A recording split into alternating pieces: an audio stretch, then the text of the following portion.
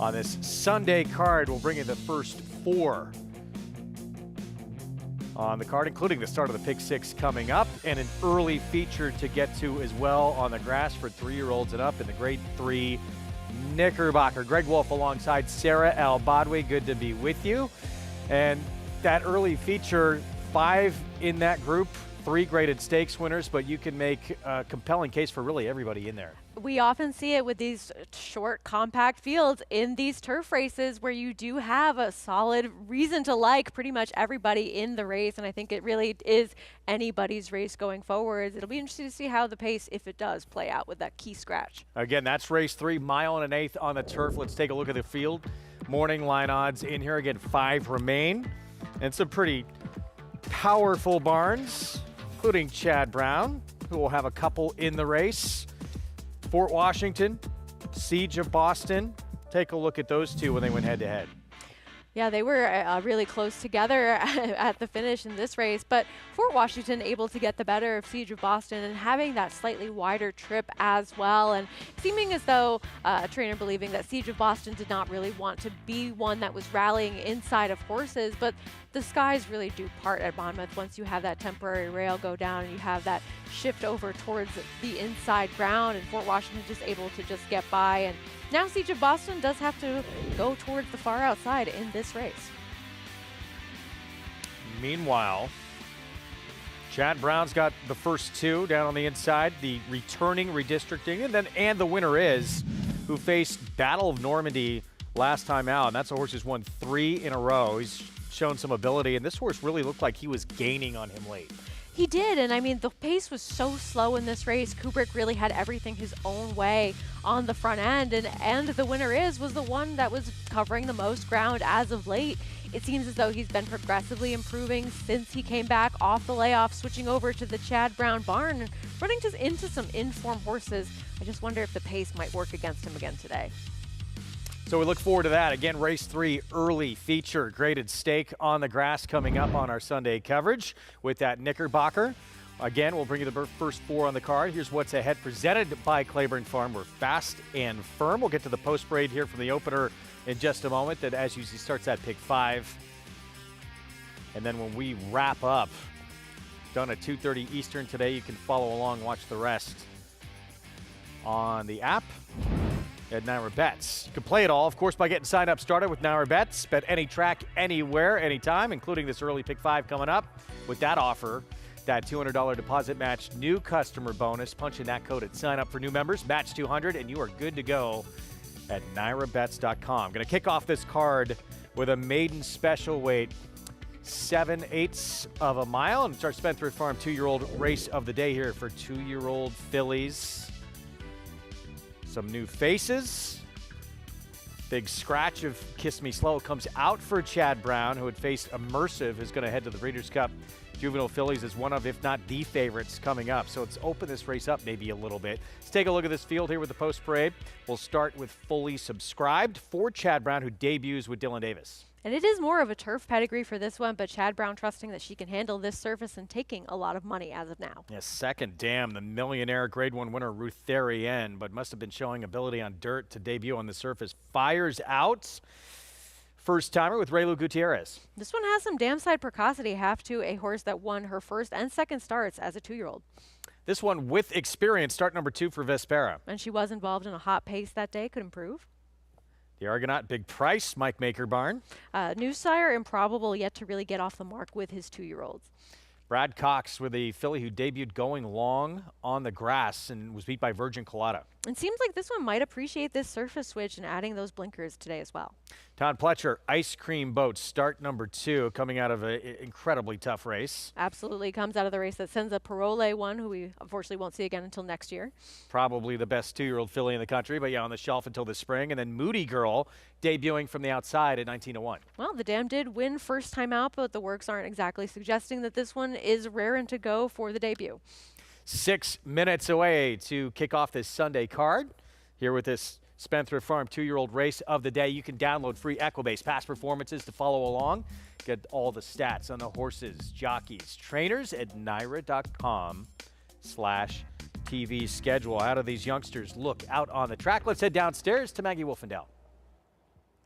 And Greg, for this Spendthrift Farm 2-year-old race of the day, we'll begin with the firster who's taking all the money and has done so throughout the wagering in number 1, and that is fully subscribed for the Chad Brown barn. Now, there is a lot of turf in the pedigree. We've seen these Tis the Laws.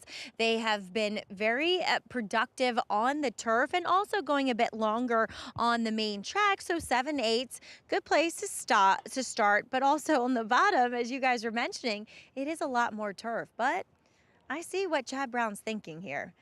This really actually looks like a dirt sprinter. Like 7/8 to a mile could work for her as well. I like what I'm seeing from her physically. There's a lot of substance to her, so suggesting that she is a bit more dirt, because those broader bodied, especially fillies as 2-year-olds, they need that strength. They need that muscle mass to be competitive on the main track. She also worked 10 flat to bring 300,000 at the OBS April sale and did it in the right kind of way. Was never asked by her rider, just very efficient. And boy, is she classy acting and professional out there. I think she will run to her backing that she's receiving today. Now, a bigger price on the board as a first-time starter is number 2 in here. Fires out for Jorge Duarte. I always respect what he brings here to the NYRA circuit from that Priming Training Center in Colts Neck, New Jersey. This is all turf, though, and she looks really turf meant. I did think she was interesting because she's massive. This is a very tall and big and has a lot of scope to her frame. So I feel like this is just a starting point for her. She is really well turned out and she's well prepared from a fitness standpoint, but still want to take the wait and see approach. Now, number 3, Vespera, I was not in the paddock for her debut, so don't have anything to compare her off of this time. But what I will say is I did think she was climbing while taking a lot of kickback, and she was wide throughout. I'm sure that Joelle Rosario trying to extricate her from that kickback, so therefore keeping her wide.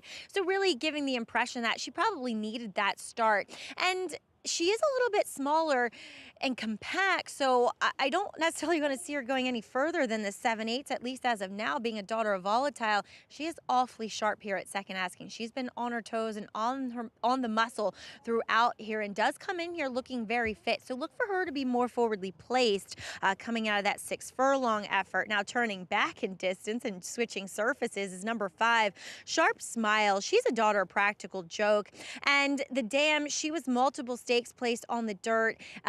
She's half to Arrow Force, who's a graded stakes winner, albeit on a wet dirt surface and the turf. But there's enough dirt in the pedigree, and she looks dirt meant. She honestly looks as though she might want more distance, so 7/8 is okay. She's big, she's scopy, and then 2, she never really put her head down and kind of let herself extend herself, I thought, in that turf race. So adding blinkers today, very, very short cup cheater blinker on her, guys. And I just think that this surface change with the experience, the fact she just kind of stayed on evenly, more of a grinding type of style, will lend itself well to getting to this surface change. And speaking of changes, Greg, she's just fallen to your favorite. Yeah, thank you, Maggie. 2-1 favorite, Sharp Smile. Brad Cox, we're never surprised when he has a favorite, but this one did debut going long on the grass. And yeah, there is some pedigree there, but you're a little surprised by that? Well, you had the favorite, the morning line favorite of this race, who was exiting the immersive race, come out. And so it was sort of that even betting board after that. And she makes sense coming in here based on the pedigree to suggest that she is likely to handle this switch over to the dirt. We've seen this barn really going incredibly well this season, not only here in New York, but over in Kentucky as well. And I mean, I like the Practical Jokes a little bit more on the dirt, especially sprinting, more so than going over those turf routes. He's 18% with his dirt sprinters versus only 7% turf routers. And I think that there's enough mixed production that this one should be able to handle this surface switch. So I can't say that I'm overly surprised. What I am surprised by, and it's probably just because I'm missing what everyone else is seeing, is the money that Fully Subscribed is taking with that turf pedigree. Well, let's go back to this 2. Maggie said maybe turf eventually down the line could be better. There is some dirt pedigree, though, with Fires Out. Dan produced grade 1 placed 2-year-old filly, although she was 3rd in a field of 5. But also a grade 3 winner on turf and dirt Yeah, Dreamfire. Yeah, full sibling, one first time out, 74 buyer speed figure, won the Sorrento after that with an 81 buyer, and then did Was a well. first out winner as well, yeah. Yeah, did well to win her next start over the grass. Two other half siblings ran second first time out. And with 2-year-old first time starters, it's a limited sample size for Jorge Duarte Jr., but he does do well from what he has. He's 5 for 24 over the past 5 years, 21%, $2.75 ROI.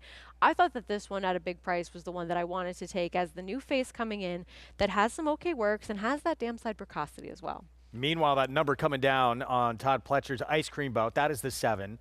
The dam produced Chocolate Gelato, who was a grade 1 winner of the Frisette. And that was, it was a weak year in terms of the Breeders' Cup Juvenile Fillies. Probably one of the weaker years we've seen in quite a long time, but still decent and fairly precocious 2-year-old filly. What do you think of the first out effort from Ice Cream Boat? I think she needs to show a little bit more forward position in this race to be effective. I think that she just sort of ran around there, but I don't know that we can judge her so harshly for that race because she was running into a horse that we all thought was going to be that 3 to 5 favorite in the Frisette until she ended up having to take the rest of the year off, unfortunately, with Senza Parole. And we have seen horses come out of that race. It has been productive moving forwards. Maybe she was just running into a really good field. Yeah, likely. I think that's the 2-year-old filly everyone thought was the best in the game. Senza Parole, unfortunately, to the bench. And even Stunner came back and improved 10 buyer points next time out, ran an 86 buyer, I believe, for Brad Cox and won that next start. So we'll see second time out Ice Cream Boat if she improves. She's the 3rd choice on the board, and there she is. Those micropoli orange and blue silks in the background. Start number 2 coming up. Pick 5 starts here. Did you see any races where you could try and narrow things down in the sequence? I think that going forward, it's a wide open Knickerbocker that we have, but honestly, as far as a single, not so much. I think I could only use 2 horses in the next race, both for the Wayne Potts barn, but it's wide open in that stakes race in the 3rd. It doesn't get much easier going forward into the 4th race, but I will take my chances with Wine Responsibly on that big drop down. So I'm trying to get a price here to start, though, with the number 2 Fires Out. 5-2 favorite. Down on the inside, first time starter for Chad Brown. Fully subscribed. Dylan Davis will be aboard from the rails. We see the biggest price on the board there. It's Moody Girl, another first-time starter outside. Luis Rivera will be aboard. Kicking off this Sunday card, let's send it upstairs. Chris Griffin to get us started. Ice Cream Boat, Moody Girl.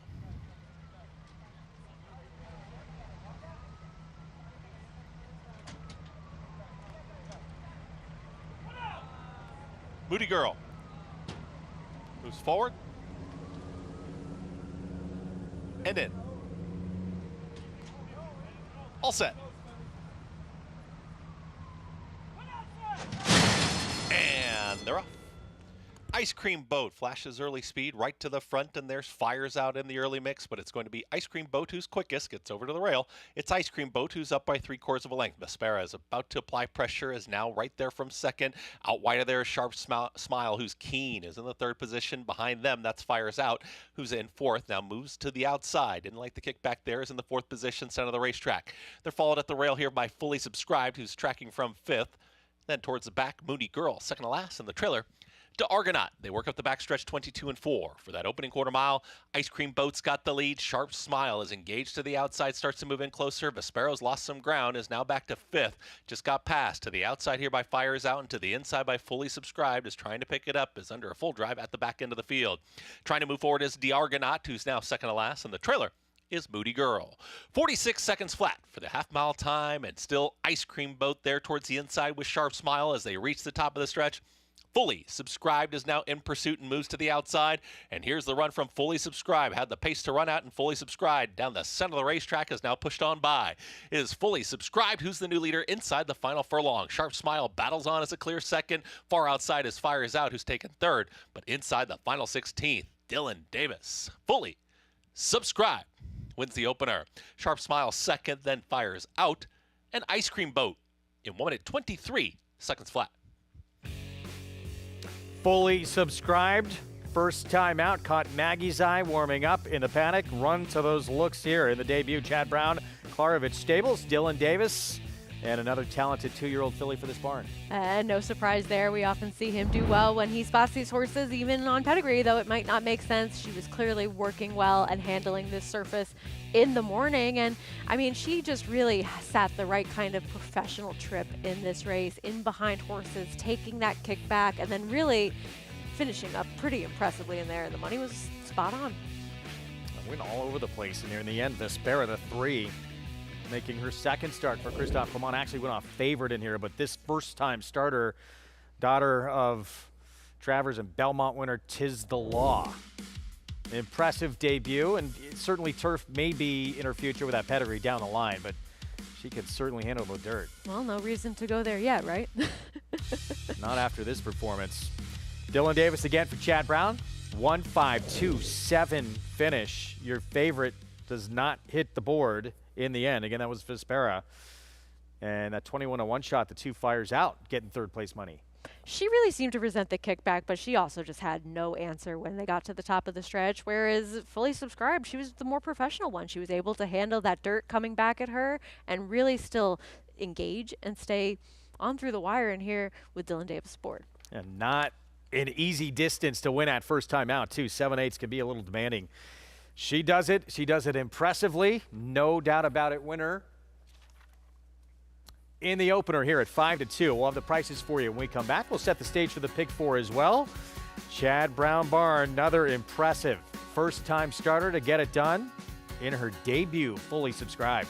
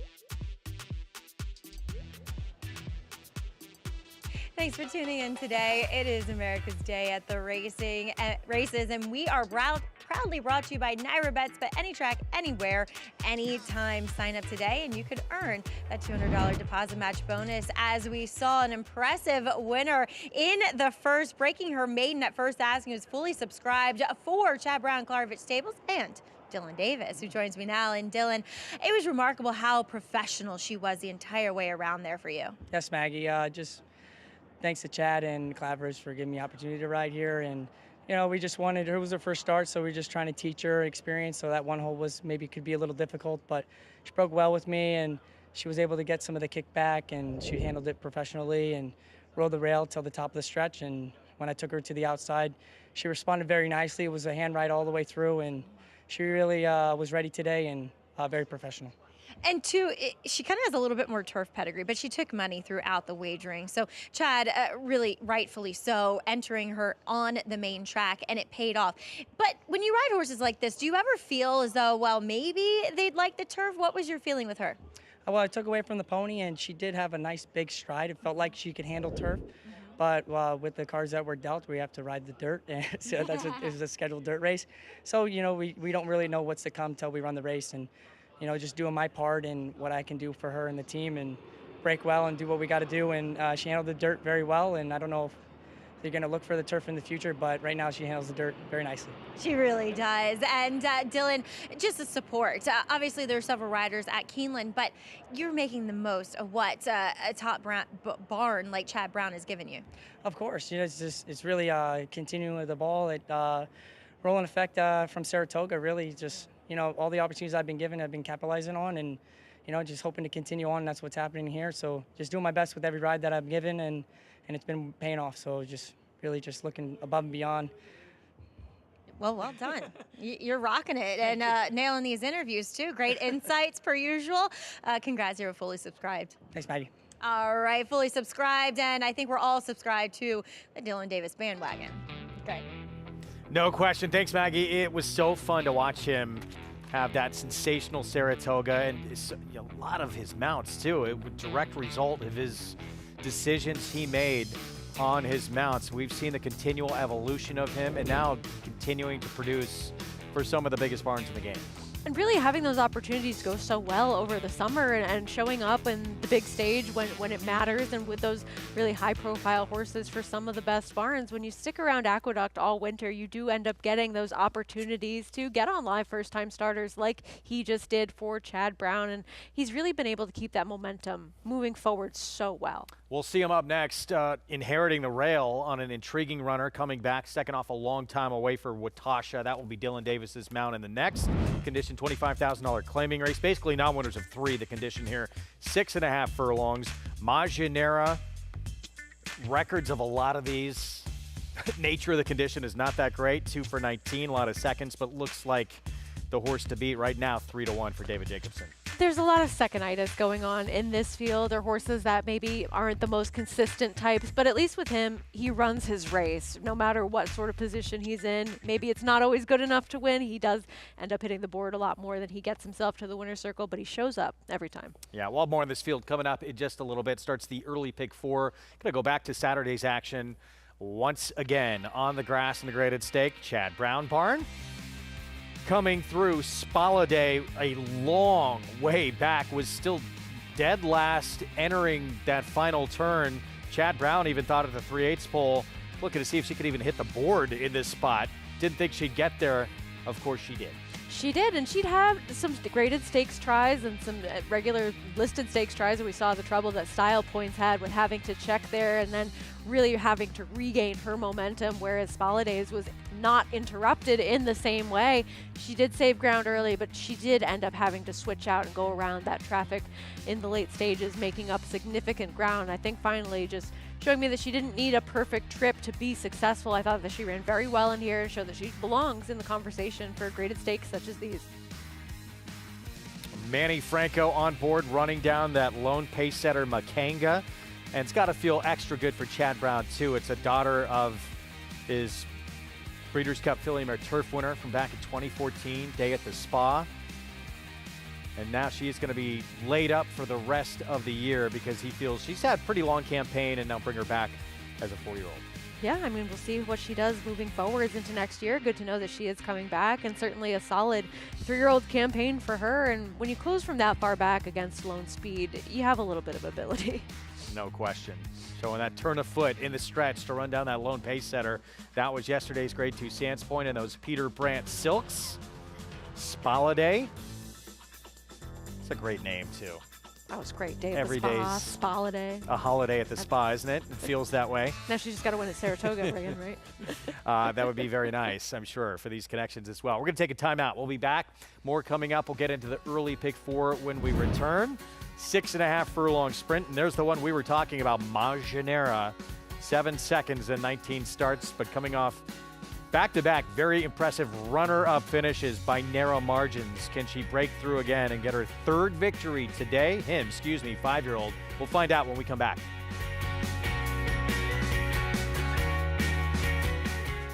Tonalist, a 4-time Grade 1 winner with 11 triple-digit buyers, including the Belmont Stakes and the Cigar Mile. He's already living up to his potential as a sire, with multiple graded stakes winners, including Grade 1 winner Country Grammar and Grade 2 winner Tonalist Shape, plus multiple 6-figure yearling and 2-year-old sales. Proven on the track, proven in the sales ring. Tonalist, standing at Lane's End. Horse racing? Check. Weekly promotions? Got 'em.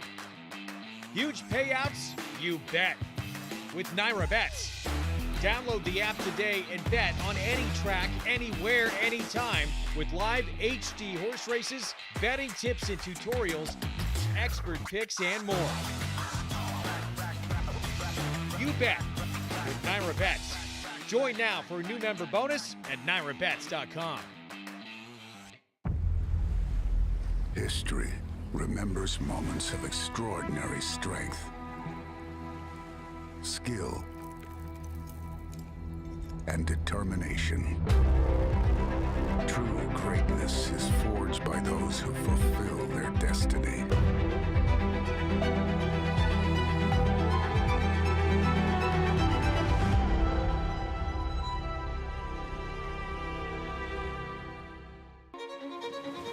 You have to be here to feel the rumble from 40,000 race fans mixed with the Pacific breeze. You have to be here to taste extravagance and witness greatness race after race after race. You have to be here to witness unforgettable and to believe the unbelievable. This November, be at Del Mar for an experience that's truly a breed apart. The world's premier breeding stock event, the November sale at Fasig-Tipton. A Grade 1 winner with a tremendous commercial family, Chocolate Gelato broke her maiden at 2 at Saratoga, winning by 8.5 lengths for owner Rapoli Stable and trainer Todd Pletcher. She then took command to win the prestigious Grade 1 Frisette, going a mile. It is Chocolate Gelato to win the Frisette. Chocolate Gelato is a daughter of Practical Joke, one of the fastest rising members of the Into Mischief sire line. Out of a Candy Ride mare, Chocolate Gelato comes from the female line of Get Lucky, putting her in a rich family that includes Kentucky Derby winner Super Saver and Grade 1 winners Imagining, Girolamo, Callback, and Bluegrass Cat. Chocolate Gelato is offered carrying her first foal, pregnant to Curlin, the all-time leading sire of Breeders' Cup winners, including 2023 Horse of the Year, Cody's Wish. Grade 1 winner Chocolate Gelato, selling this November at Fasig-Tipton, with Hillendale at 11.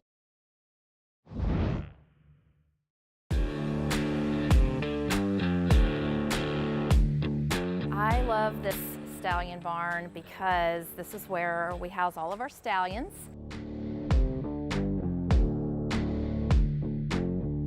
And it's a favorite amongst everyone that comes on tour because they get to meet and greet some of their favorite horses that they saw race or are fans of their progeny. So this is Midnight Lou.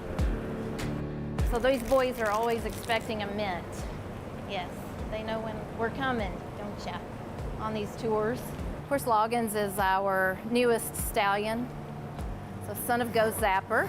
Yes, I know. Very handsome, very youthful looking. I like to come when the stallions are coming in from their paddocks. So I get to see them all parade in, and Violence comes in every day, very proud. So I enjoy watching them come in and go into their different stalls, and that happens around noon each day. Violence, I would say, stands the proudest, looks the tallest, even though he's not. If you wanted to draw a picture-perfect stallion, this is what you draw a picture of. He's a beautiful stallion. A little bit aggressive. Clean your mouth out, charlatan. You're messy. This is Charlatan. They call him Charlie in the barn. That's his nickname. So, fun fact about him. Full of personality. And here is the horse of the year. Go Sapper. Of course, he's a legend of the barn. He's 24 years old. We had no intention of moving our stallion division here when we first purchased Alapa. And when the decision was made to move the whole operation here, we had 6 months to be out of the Lexington facility.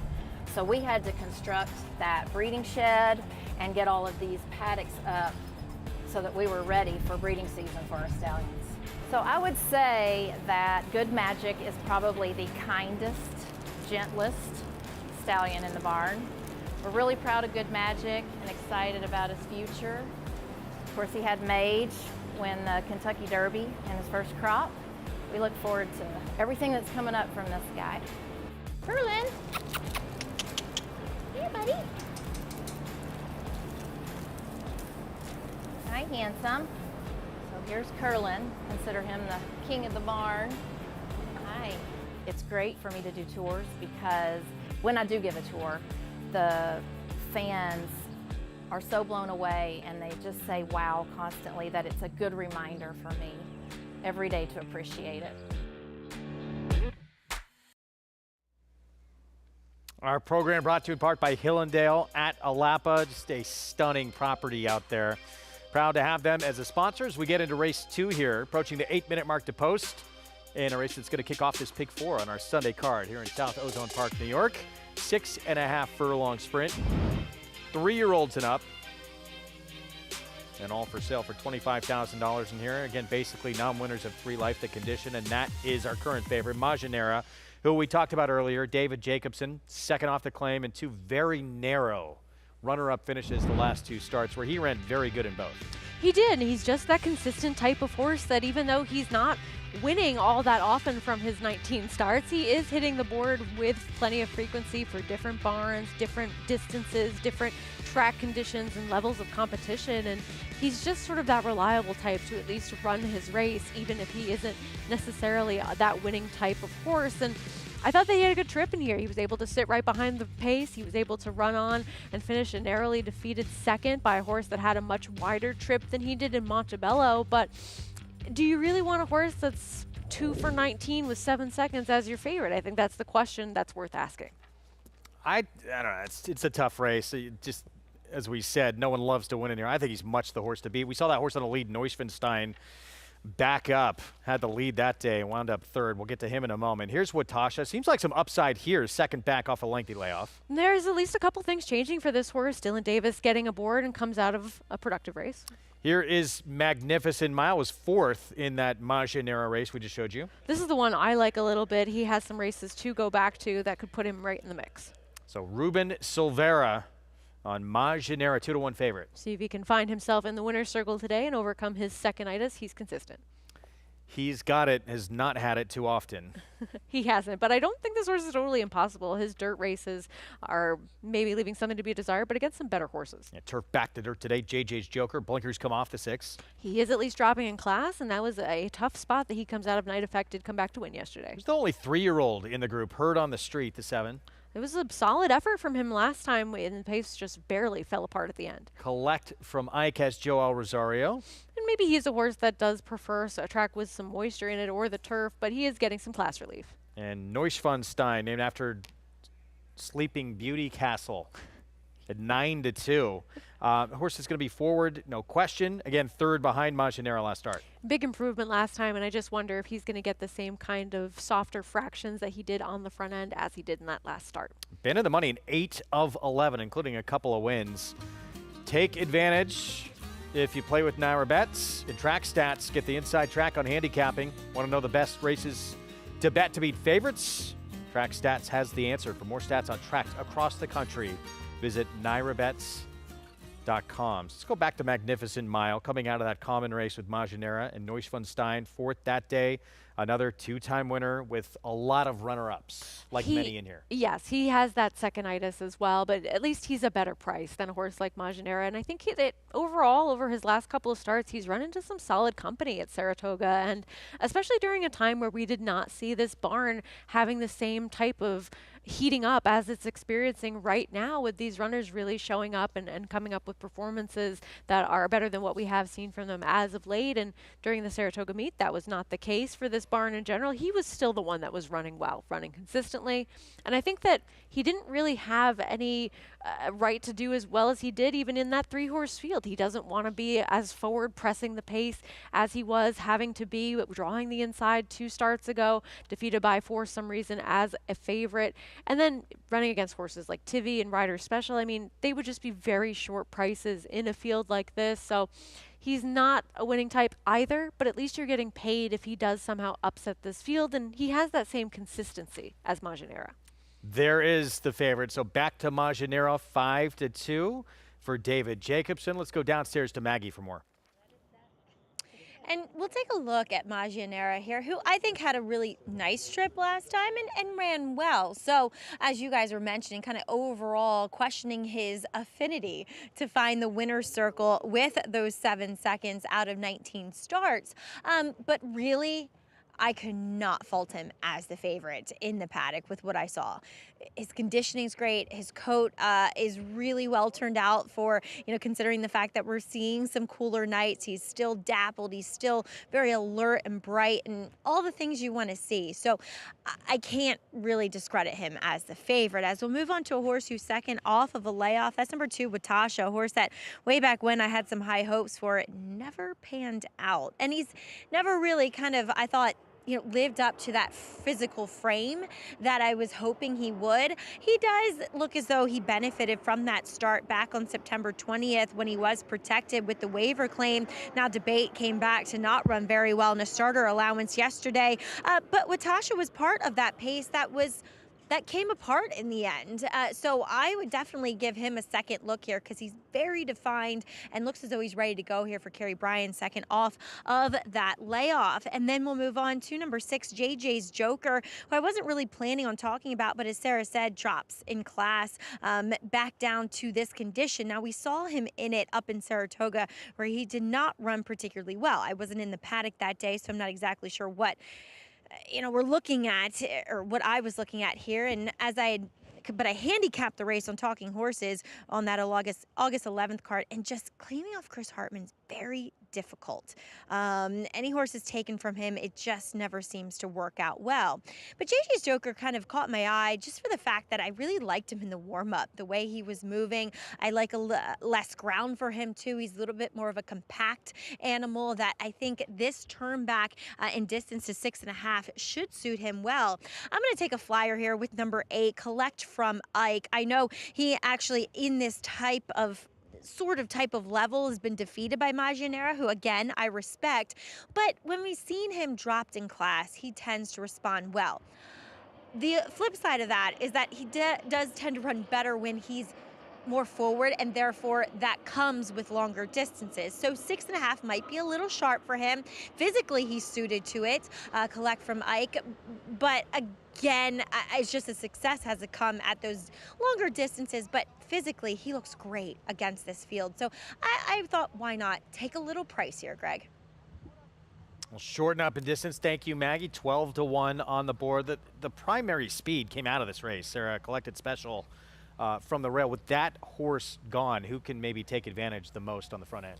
I mean, you would think it would be a horse like Neuschwanstein, who did find himself on the lead in that last start, but he still couldn't see things out. So I'm hopeful that someone else, and while I have failed to identify who I think that might be, but I'm hopeful that someone else has some sort of intent to be a little bit more forwardly placed in this race, and I think that could end up setting up for a horse that is sitting that stalking trip. And for me, I'm hoping that is Magnificent Mile, but Maginera is likely to be right there as well. There's a couple horses taking blinkers off that maybe they want to be a little bit more forward today. Herd on the Street was forward in that last start, where he was chasing a pace that ended up collapsing in the late stages. So the pace is a little bit murky to me, but I just didn't want the horse that was still able to get clear and not see the distance in that last start at a shorter price. Pick 4 coming up. Of course, we're right next door to JFK as we set for liftoff on this pick 4. I really thought it's tough. Look, Neuschwanstein may wind up getting the lead in here. I thought Maginera is going to be very tough, but any race like this where you have horses like him that are 2 for 19, cheap claiming races, tough to feel very confident, but I like his chances quite a bit. Yeah, I mean, would anybody really be surprised if he gets win number 3 today? No, I mean, he's had that consistent form, and I think that even though he and the horse that I ended up picking, Magnificent Mile, aren't winning many of their races, having that consistency and having that solid form at this level is, I think, something that's valuable in a way and important for some of these horses that maybe you see these performances that are a little bit scattered on the racetrack where they don't always show up with their best or to the best of their ability, and you don't really know what you're going to get from them. At least with him, you know that you'll get a solid effort. 3-1 favorite. Now it dips back down to 5-2. And you know, Watasha, it was a long time away last time out for the 2. An equipment change, now the blinker's coming off. And the last time this horse went, I know it was 7 furlongs, but I probably put a line through that race last time out. Last time before that, sprinting. Huge effort at Saratoga. 2 Saratogas ago now. 2 I know Saratogas it was a while ago. Crazy, right? But this horse has some ability. Well, I mean, even last year, he's running 3rd behind Money Supply. So this is a horse that was against some much tougher competition than he's going to be meeting in here today. And I get that he had a long time off. Then he was not running too much in that race. But when he came back, he was running for the waiver in that $35,000 race. But he has every right to run a little bit better today, now second off the layoff. 7-1. Dylan Davis again there on the 2 from that inside post. We'll see if he can take this early double. Favorite, Maginera, Ruben Silvera for trainer David Jacobson. Set for the early pick 4 on our Sunday coverage. Let's go to Chris Griffin.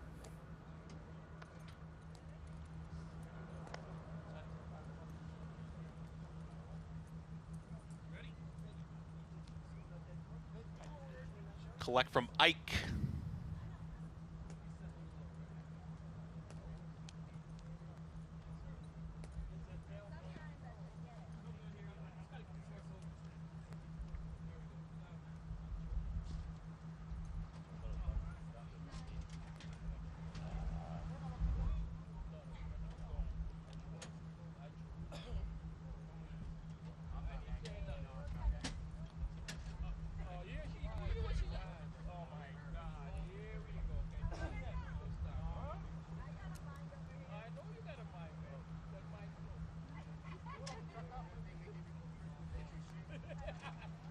Collect from Ike stepping forward.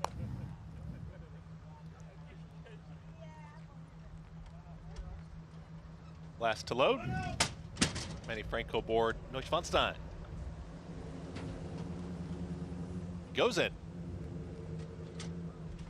All set. And they're off. Neuschwanstein from the far outside draw has early speed. Neuschwanstein will easily cross over now, is quickly up by that 1 length. He's got it, is in that second group, is in between horses, gets passed to the inside by Magnificent Mile. Also Maginera is in that early mix, and Collect from Ike out wider red cap. Those 3 now challenging in behind the leader, who's doing it very easily. Neuschwanstein is the leader. Neuschwanstein half length in front with Collect from Ike stalking from second, 22.59 for the opening quarter mile. Maginera is trying to get out there, traveling a little awkwardly into the turn, is alone in 3rd. Magnificent Miles alone in 4th, and at the rail here comes the move from Watasha. Is to the inside now from 5th. In between horses, Hurt on the Street is in 6th, the 2 at the back. He's got it with the trailer. JJ's Joker, 45.41 for the half-mile time. Neuschwanstein has not been asked yet, is doing it so easily. Neuschwanstein now hugs the rail and has not been asked, is still in front. It's Neuschwanstein who now gets the cue to kick for home. Maginera is ready to pounce, and Magnificent Mile up on the grandstand side is coming after the leader as well as they approach that final furlong, and Magnificent Mile is pushed on by.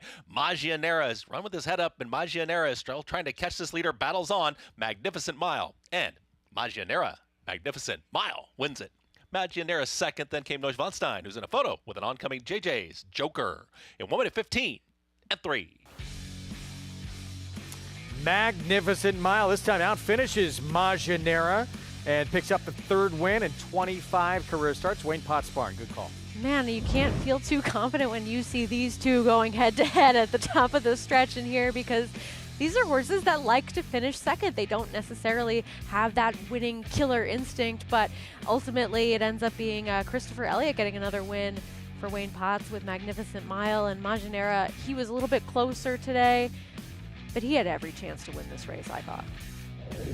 7-pound apprentice, son of Stuart Elliott, the Smarty Jones fame. Christopher Elliott starting to make a name for himself here on this New York circuit, teaming up with Wayne Potts, and 4-1 as the third choice on the board to start off this Big Four. Yeah, I mean, this was a ride where he was seeming like he wanted to go forward and then had to take back a little bit as Neuschwanstein crossed over, but he still got himself out into the clear, and he had enough horse to make that wide swooping move against a horse who was comfortable in that runner-up position. Third straight narrow defeat.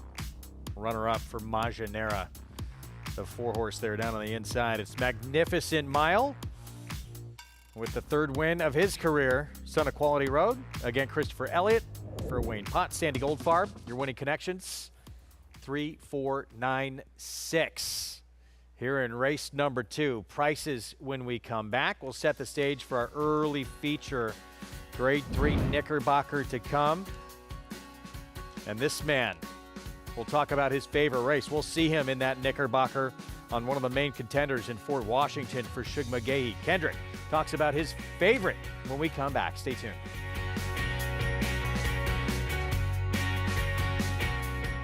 Down, get on, 350.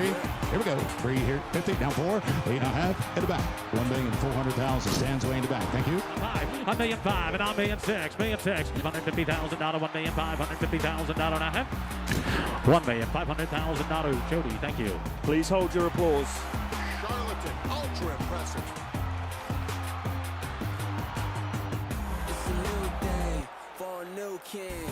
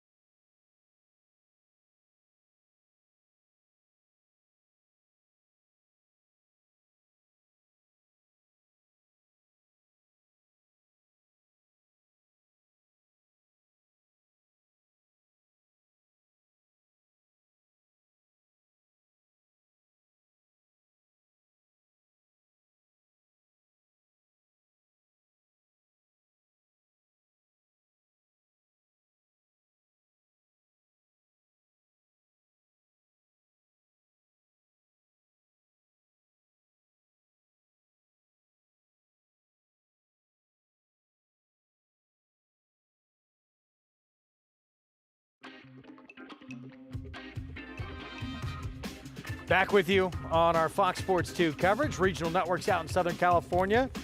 Good for Christopher Elliott, young rider, 7-pound apprentice. Getting the victory here on Magnificent Mile. $10.80 for the win. Teaming up with the Wayne Potts barn, 4-1 on this 4-year-old. Let's go downstairs to Maggie. Pleased to be joined here by Christopher Elliott. And Chris, just A horse that you have experience with, kind of picked up pieces for fourth last time. I noticed you kept him a lot closer this time around. Yes, you know, today he had a little bit more speed than last time. There wasn't as much speed in this race, so that helped a lot. And he's a different horse when he's outside. You know, I got him outside in the clear, and he kicked on for us. It was great. Really well done. And we've seen you riding here. We're going to see you throughout the winter as well. For you, how much are you learning riding on this circuit as a 7-pound apprentice? It's great. You know, I'm riding with the best riders in the country here, and every day is a new experience, and we can learn something new from it. So I'm just happy to be here. Now, I was down at Parks a couple weeks ago for the PA Derby, and it was a celebration of the 20th anniversary of Smarty Jones. Were you along for that ride?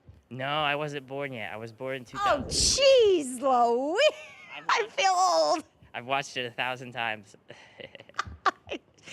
What has your dad told you about that just magical campaign that Smarty Jones went on? The experience of a lifetime is what he's always said, you know? Yeah, it was cool. So how cool would that be for you one day? It'd be very, very cool, and you know, hopefully we're lucky enough for that to happen. So we'll see. Well, keep up the great work. Well done here with Magnificent Mile. Thank you. I really appreciate it. And just like that, I feel really old, Greg. I think we all do after hearing that. That is incredible. Just 18 years old, but he's had an incredibly hot start to his career. One with his first ever mount, which, by the way, was not that long ago. Came just back in April at Lone Star. Then he won with his first 2 mounts at Monmouth. And now he's having success here in New York. And obviously it's going to be a lot tougher here coming to this incredibly deep jockey colony, but he's got the pedigree. I mean, certainly, and even if he wasn't around to watch it unfold and making all of us feel a little bit beyond our years with that statement, I mean, really, you can tell from the way that he talks about the races that he has analyzed them in an intelligent manner and is thinking about where his horses should be positioned. And that's the kind of thinking that's going to lead you to have a lot of success on this circuit, especially with noticing where your horse will have their best chance of success. Early feature coming up next, grade 3 Knickerbocker on the grass, 3-year-olds and up, and a purse of $175,000. Just 5 will line up, but as that board reflects, everyone with a big chance in this early feature, including Fort Washington.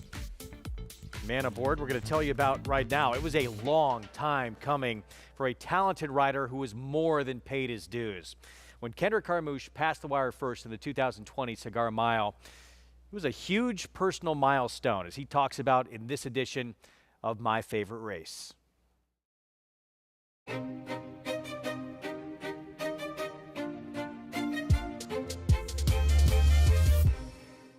My favorite race is Cigar Mile 2020 True Timber.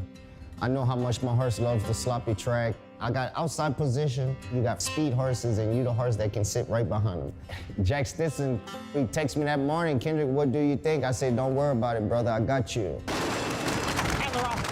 My horse break good. I want to send him a little bit so I can let him relax a little bit going down the chute.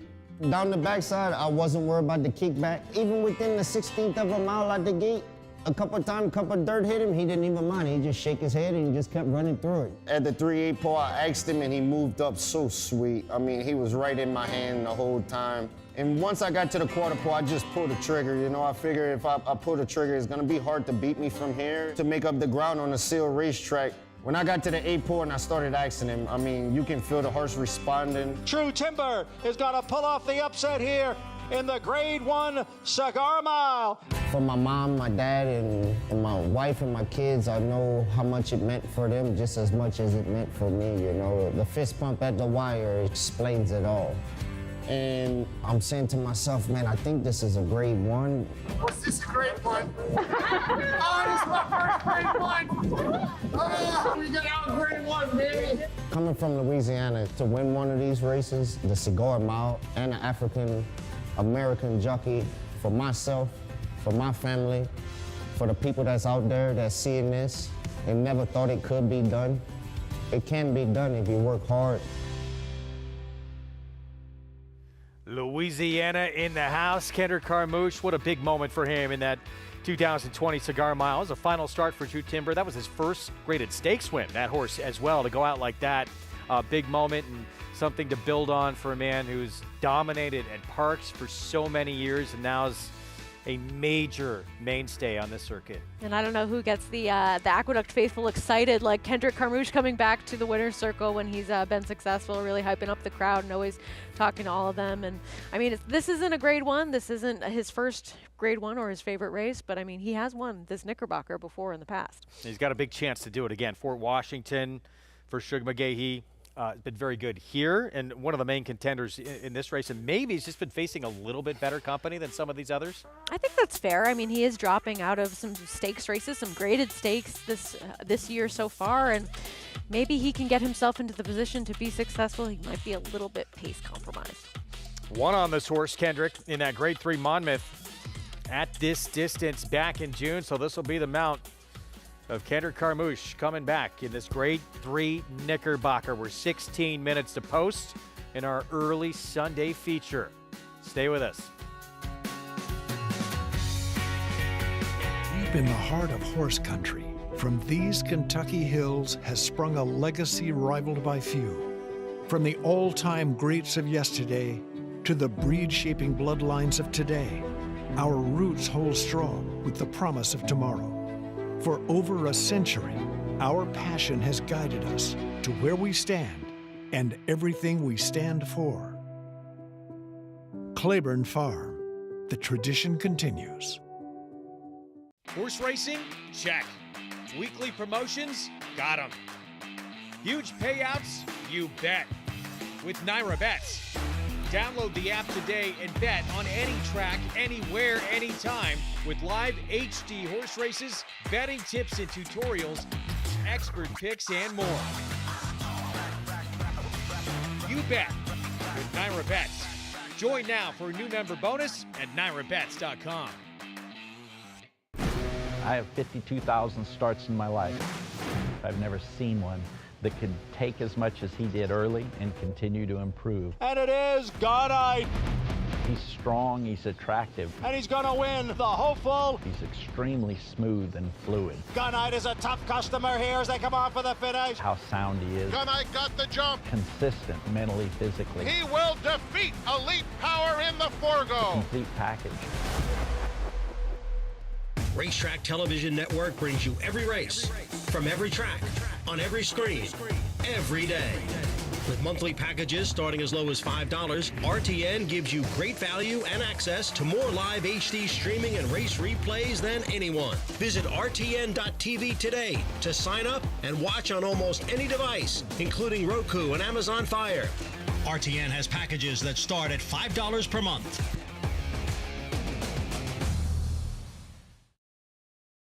The world's premier breeding stock event, the November sale at Fasig-Tipton.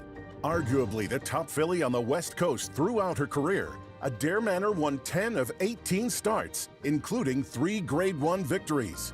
Adair Manor won the Grade 3 Las Virgenes as a 3-year-old by a dominant 13 lengths. At 4, she won 5 in a row, led by the Grade 1 Clemedelle Hirsch, topping Grade 1 winner Fun to Dream. She was just as strong at 5, taking the Grade 1 Apple Blossom over Grade 1 winner Wet Paint, and defending her Clemedelle Hirsch title over champion Pretty Mischievous. Adair Manor earned over $2 million for owner Michael Lund Peterson and trainer Bob Baffert. By champion sire Uncle Mo, Adair Manor is out of graded winner Brooklyn's Way, from the family of cornerstone sires Sadler's Wells and Nureyev. Grade 1 winner Adair Manor, selling this November at Fasig-Tipton, with Hillendale at Alapa agent.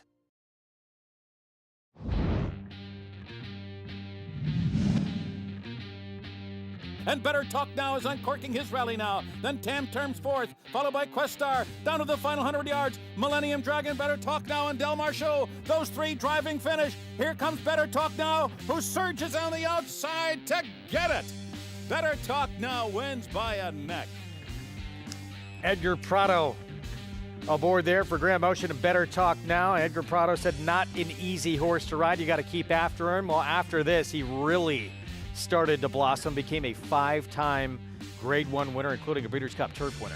I mean, he was just one of those throwback horses, 51 career starts, earnings of over $4 million. And I mean, just that nice turn of foot to really be able to grind on by the other horses in this race where he's sort of making that move early and then finishing up late in there. And obviously a horse that had plenty of success here in New York.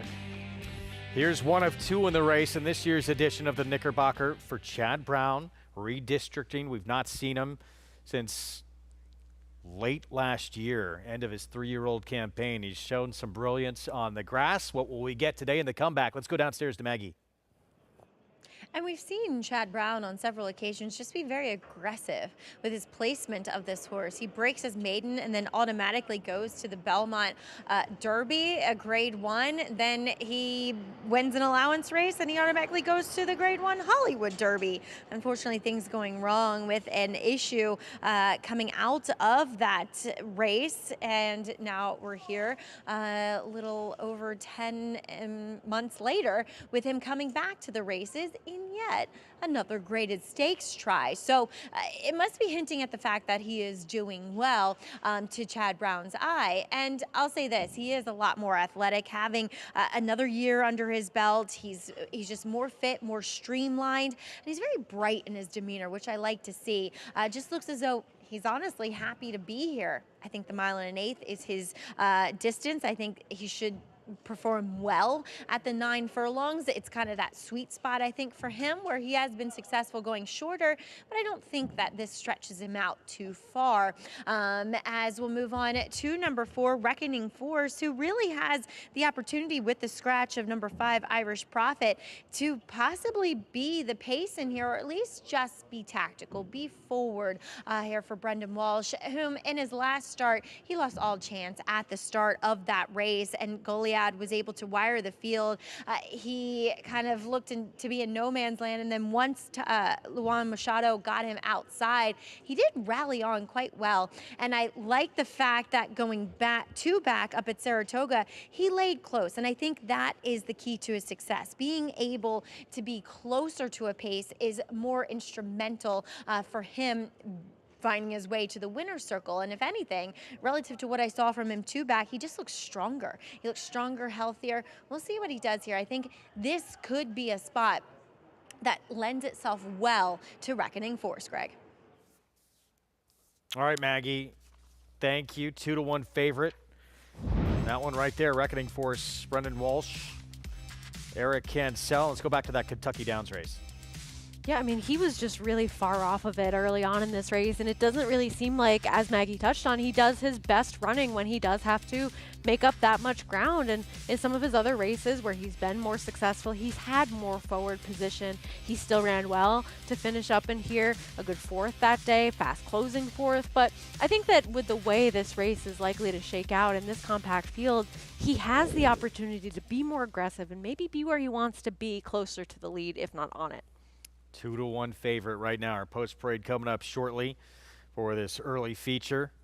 As we get a look at Kendrick Carmouche, there he is. Just talked about my favorite race. And he'll hop aboard that 3, Fort Washington, in a moment. Meanwhile, redistricting, that is a lot of support. Just shows you how much the public feels Chad Brown can get it done off the layoff of the horse.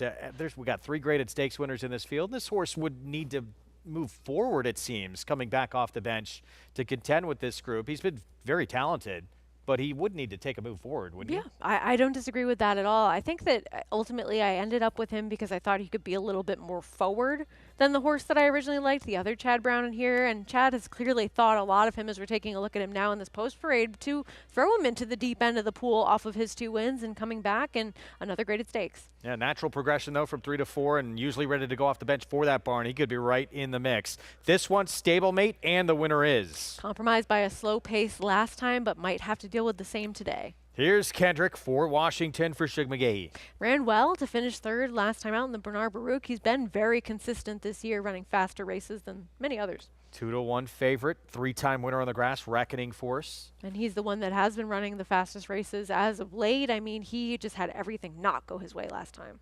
Siege of Boston. It's been running some big performances too. This one with Joel Rosario for Jimmy Toner. Yeah, 2 starts to go, finished second to Highway Robber, who would come back to win at Keeneland. Has faced some solid company overall. Might not get that same inside trip today. 9 of his 18 starts, Siege of Boston been first or second. Another look at Kendrick Carmouche on Fort Washington. Let's go down to Maggie. And here with Fort Washington's trainer, Hall of Famer Shug McGahee. And Shug, Fort Washington, I think is in really good form. I mean, going a couple races back, winning and dead heating in that Monmouth. Does the lack of apparent pace in here concern you at all? Well, it does. Of course, I'd like to have some pace, but I think, he doesn't break real quick. So with a little slow pace, maybe he'll lay a little closer and, we can kind of dictate what's going on. I think maybe, the 1 and the 4 might be the pace, and I wouldn't be surprised if we were sitting right behind him if we get away good. And Kendrick Carmouche, who has ridden him several times now, do you kind of leave that in his hands?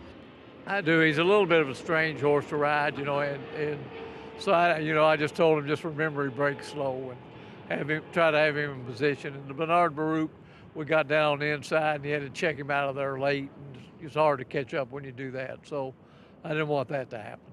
So have that clear running path late today. Yeah. Well, Shug, thank you for your time and best of luck here. All right, thank you very much. All right, Shug McGahee sending out Fort Washington, guys. He's hoping that as Kendrick gives him that aggressive warm-up, that he sees himself a little bit more forwardly placed today. See if that's the case. This horse, though, usually pretty far back, and not sure if you can change that too much.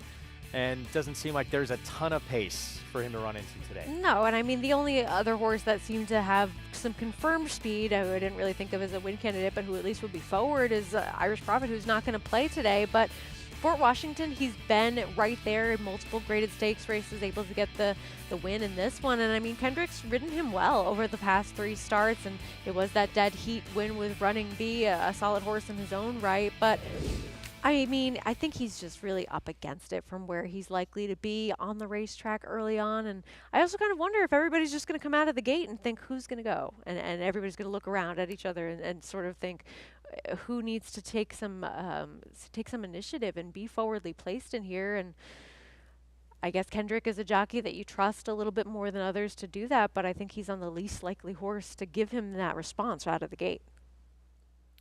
Meanwhile, long time away for redistricting, really first time out when we ever saw him. Belmont back in early June of 2023, from the get-go showed he had a ton of talent.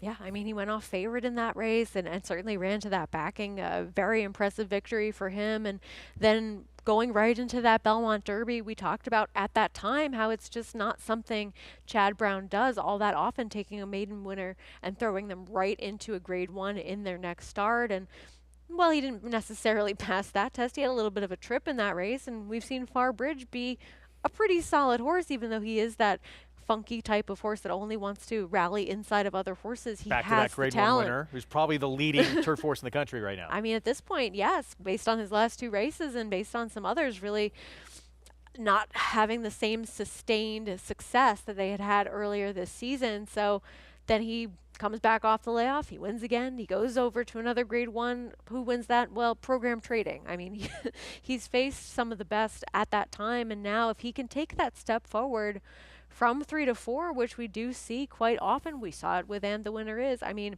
he just seems like he's going to save all the ground and be a little bit more forward than some of the other horses in this race. Long time away. Does he look like he's grown up a little bit, Maggie? Absolutely. I really, I've actually pivoted. I originally landed on Reckoning Force here, but I can't get over how well turned out we see redistricting here, and the fact that what Sarah said about him being more forward, I think is absolutely accurate, because he's giving off that vibe, if you will. He's just very alert, very eager. Like I said, back in the paddock, really excited to be here. So that type of horse, that fresh type of horse, generally shows a bit more early speed. As Reckoning Force, yes, on form, he should be forward here. And while I said he looked physically good back in the paddock. I'm a little bit concerned about the lack of energy I'm seeing from him relative to what I saw two back when he won up in Saratoga. You know, he was really striding out well, really extending himself back in the paddock that day in Saratoga and on the racetrack. And I just see him just a little bit back behind himself, if you will, today. Just not engaged like he was. So he can win. And look, I liked him on form going in here. He's just not wowing me as a short price as redistricting is. Now let's talk a little bit about Siege of Boston here for trainer Jimmy Toner. Siege of Boston I did have the opportunity to see going back to June in that Monmouth where yeah, maybe he didn't like being inside, but at the end of the day, that chute opens up and he had plenty of room, and I think he was just outfinished by eventual winner that he also faces here in Fort Washington. I will say, though, that race was second off of the bench, and now he's a lot more races and conditioning. He is more fit. He is more tucked up, so maybe that does mean he finds a couple more lengths, which he will have to take down this field, guys. 5-2. Thank you, Maggie, on Siege of Boston. Joel Rosario for Jimmy Toner. But again, everyone between 2-1 and 5-1 here in this Grade 3 Knickerbocker. If you had to pick one that you thought was the least likely winner, who would it be? Honestly, I thought it was probably this horse, Fort Washington, just because of his running style and how far out of it he comes from. Yeah, he's the one that I don't have in my top 4 with this 5-horse field as well. Honestly, I don't think he's the least talented by any means. I just don't think that the pace necessarily sets up for him. And redistricting is a short price right now, but I think that the way this board has been fluctuating all throughout, do you think he's going to go off the favorite? He is slightly favored by like 50 cents in doubles. Really? Then probably will be. I mean, it's just so much respect for this barn. And yeah, if he can, you're expected to when you have that much talent. And I think it bodes well for him too that he won so impressively first time out. So he's going to run, or he has run well and done it fresh from the outset. So probably coming off the bench for a barn that's known to get them better off the bench anyway, not an issue.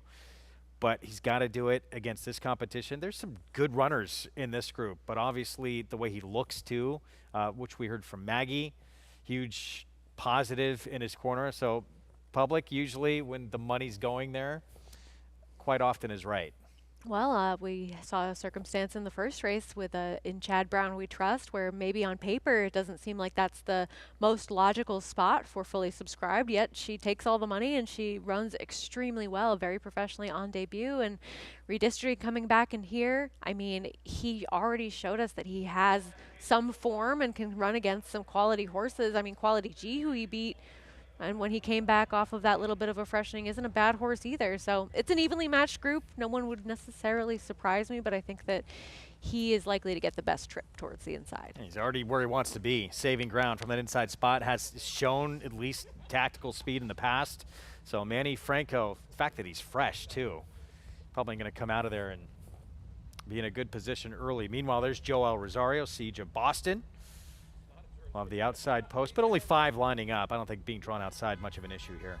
No, I mean, a horse that really has had some beneficial inside trips in some of his races where he's been able to save a lot of ground, but we see Joel Rosario have that patented take back and save ground type of move, so I don't really see that being a problem for him.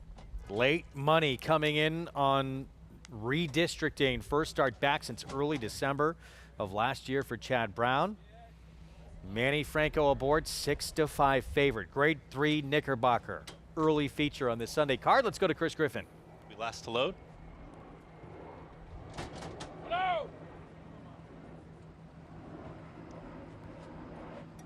Goes in. All set for the Knickerbocker. And they're off. Good speed to the outside from Reckoning Force, who does it easily enough, and Siege of Boston goes with the leader. And now Siege of Boston will cross over the field and now is the leader as they pass the wire the first time. Siege of Boston is in front. Here comes Fort Washington to join the early mix. Siege of Boston is going to be in the 2-path there, leaves the rail open. Redistricting is going to tuck right in behind, and now Siege of Boston and Joel Rosario, they get over to the rail and they are up by a half length. Right to the outside is Fort Washington. Kendra Carmouche is going to stalk the pace setter. Redistricting is back there in third.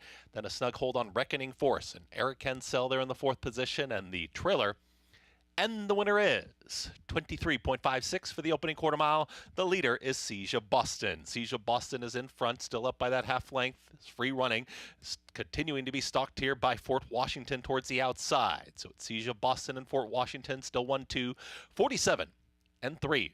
For a half-mile time as redistricting continues to travel towards the inside of Reckoning Force, who wants to go. Reckoning Force is still in fourth, and the trailer, but only 2 off the lead. That is, and the winner is. They move it in the far turn and still traveling as a pair. Seja Boston is ahead in front, and here's Fort Washington ready to pounce. Redistricting, ground-saving journey at the rail. Now Reckoning Force is called upon for the effort. No move yet, and the winner is traveling nicely, is traveling right in behind the leaders as they reach the top of the lane. Seja Boston now gets the cue and kicks for home. Has been hounded the whole way by Fort Washington. Redistricting with nowhere to go, is looking for a way out. Manny Franco is searching around, but getting the jump here comes Torres, and the winner is. Now there's a huge seam here. Reckoning Force is taking the lead on the far outside, and the winner is. And the winner is. Redistricting is launching in between horses. It's going to be tight here at the wire, but give it to and the winner is. It's a photo there for second between Redistricting and Reckoning Force. Final running time, 1 minute 46 seconds flat in the Knickerbocker. And the winner is the 2. Chad Brown Barn 1-2, and the winner is with the win, but Best was likely redistricting, settles for runner-up. I mean, when you have these shorter fields and these compact turf races, you see a lot of questionable things happen where everybody thinks, okay, there's not much pace on, so somebody's got to go. And then you have a couple of horses that actually set a fairly reasonable pace. And then Manny Franco gets himself into some traffic with Seja Boston backing up, does get redistricting clear, but too little too late with And the Winner is really able to build all of that momentum, and a horse that I liked a couple of times, and you finally get the price and the win with him today as he gets some pace to run into. 2, 1, 4, 3. Again, Chad Brown Barn 1-2, and redistricting with a clean trip. Probably a different story here, but exciting to see him come back off the bench and run that good in his return. Yeah, I mean, he's going to be even shorter than 6-5 next time in all likelihood, but he ran well. He didn't break that sharply. He saved all the ground behind horses, but he was closest to the pace that ended up coming apart in the later stages, and the winner has finally got some run. Patient ride, too, from Dylan Davis to wait to make that move, then swung wide around that turn and put in a move, and then it looked like maybe it might not be there, but he found more. And, you know, Kendrick was really doing what I think he maybe had to do with Fort Washington to be more forward with a horse that we thought was going to be coming from further off the pace. It didn't work out. I'd rather see those moves that are aggressive than moves that are passive, as we have seen from several riders in here with Reckoning Force, just running evenly but not being forward. 2-1, 4-3 finish, and the winner is the other Chad Brown runner at the better price here at 5-1. Redistricting having to settle for second, having to wait for room and swing out, and through the first 3 races, including this feature early on in the card, Dylan Davis with a couple of wins, both for trainer Chad Brown. Yeah, I mean, he's just really immersed himself into having some of the first call mounts for this barn, and it's no mistake. He's riding these horses well. He's putting them in the right position to win. He's thinking about the races critically and judging pace as well, and that's exactly what he did with And the Winner is. With Fort Washington, I mean, this is how this horse usually likes to run, the trip that And the Winner is. But had he stuck to his guns. But then Seja Boston gets a lone lead, and Joel Rosario takes them gate to wire. I mean, I think that because of what Kendrick did, he set things up for someone else, but he would not have set things up for himself if he had just waited and stayed back, because no one else would have been pressing the pace. 2-1, 4-3 finish. Dylan Davis, and the winner is from off the pace to get the win in this grade 3 Knickerbocker. 4th career win for this 4-year-old. Prices when we come back. There's a big, bold, beautiful world waiting to be explored by you and your friends, of course. But not just any friends, the best of friends. The kind of friends who let you do you. Because in this world, it's positive vibes only. And when you get in the zone here, you stay a while. These aren't just good times, they're the best of times. And your time is now. So come explore. Resorts World.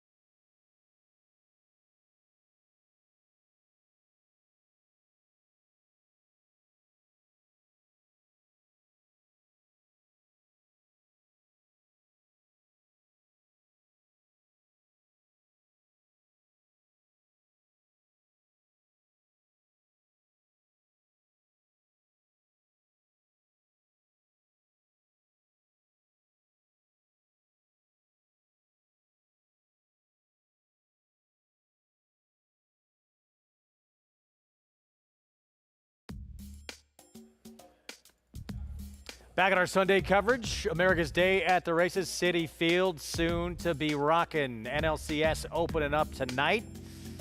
That's on Big Fox out in Los Angeles at Dodger Stadium. See if the Mets return to New York feeling good or with ground to make up, trying to get to that World Series.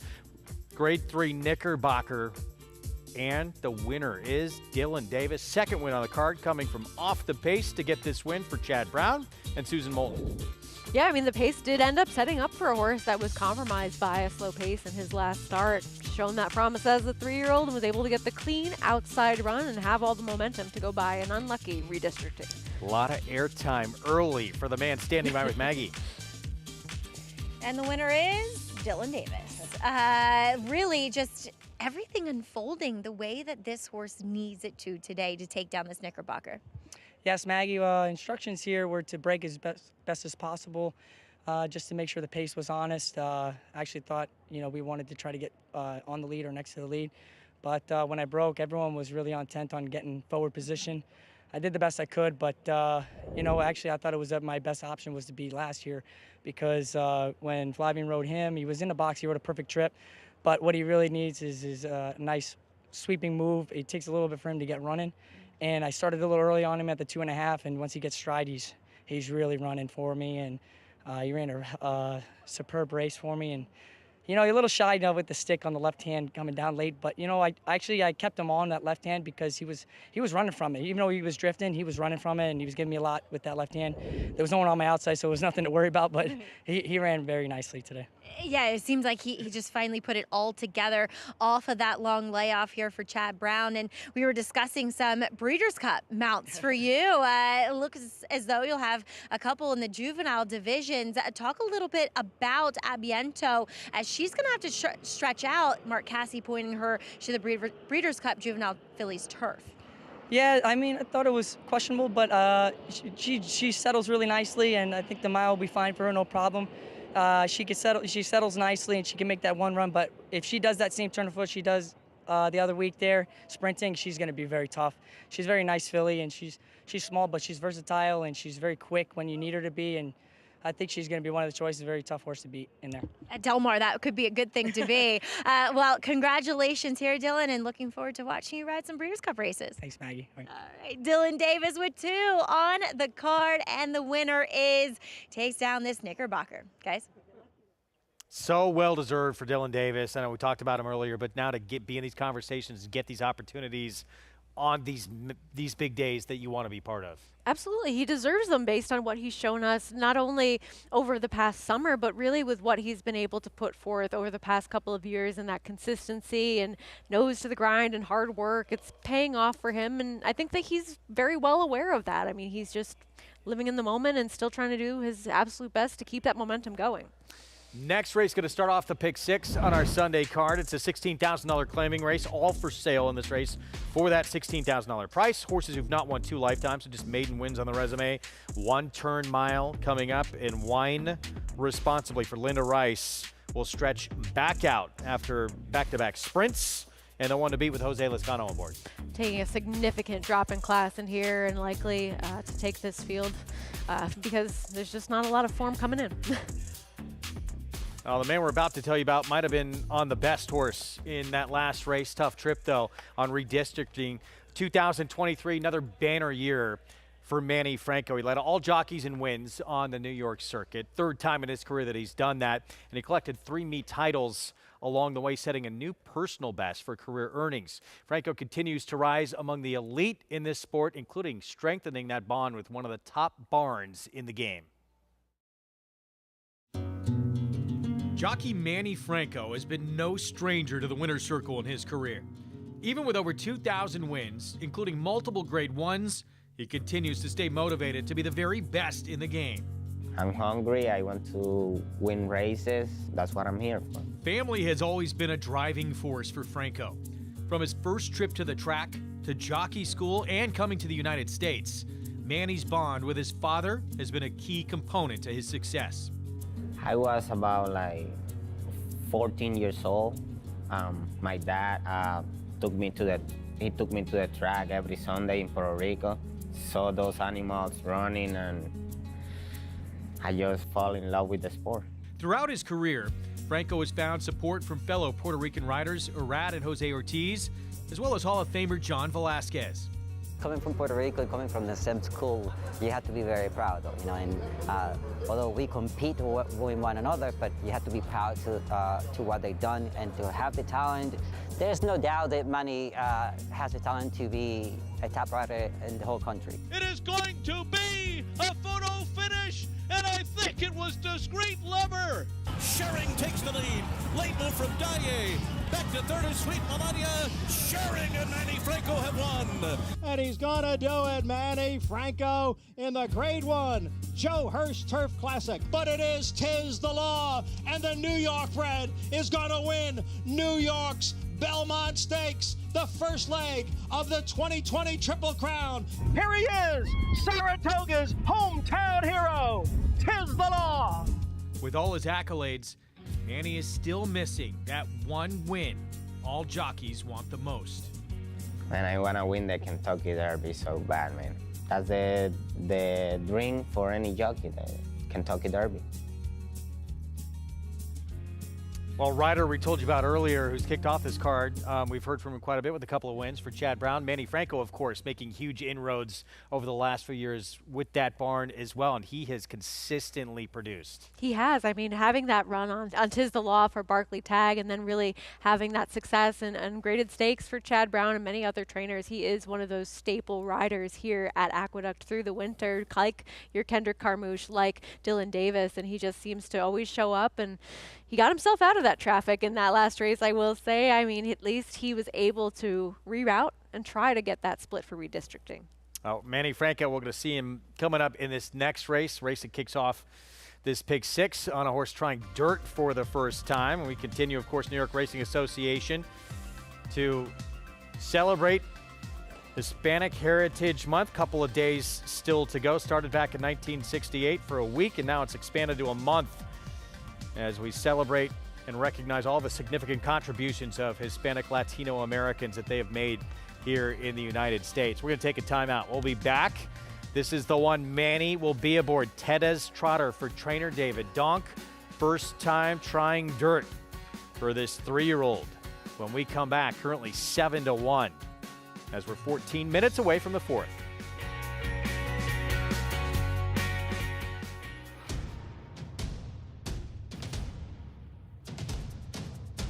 Drain the Clock will win and win by as much as he wants. He'll win by 6 in the end. It is Drain the Clock who will bound home the winner in the Bayshore. Drain the Clock, Jackie's Warrior, a terrific finish in the Woody Stevens that goes to Drain the Clock by a head. The world's premier breeding stock event, the November sale at Fasig-Tipton, offering over 70 graded stakes winners or producers. A night of stars featuring champions, Grade 1 winners, millionaires, elite producers, and selected weanlings. One catalog, one electrifying session with a star-studded selection of the finest quality breeding stock anywhere in the world. The Fasig-Tipton November sale, November 4th in Lexington, Kentucky. Where will you be? He always showed up. From June at 2 and through 2 championship seasons, week after week after week of consecutive works. That's toughness. He always showed off. You know all about those 4 G1s. Here's his maiden on the Derby undercard. That's brilliance. Now his yearlings are at the sales. That's opportunity. Essential quality. Showtime. RaceLens is the most in-depth product in horse racing, with unique features found nowhere else. True odds, predictive analysis, and pace projection. RaceLens. It will change the way you follow horse racing and take your game to the next level.